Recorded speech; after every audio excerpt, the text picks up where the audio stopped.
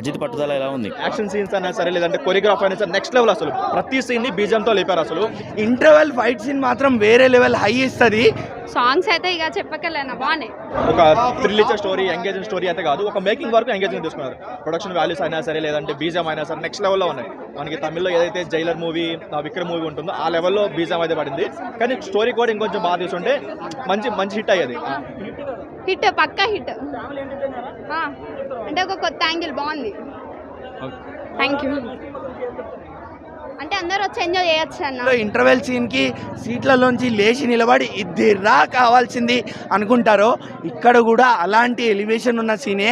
అసలు ఎలివేషన్స్ కి ఎక్కడా తగ్గలే. ఫస్ట్ హాఫ్ మొత్తం ఫ్యామిలీ సెంటిమెంట్ లానే ఉంటుంది, దానివల్ల కొంచెం డ్రాగ్ అనిపించింది first half. And second half కూడా అంత ఫ్యామిలీ లేదు కానీ ఒక కిక్ టైప్ ఆ రేంజ్ లో కొంచెం వర్క్ అలా వచ్చింది.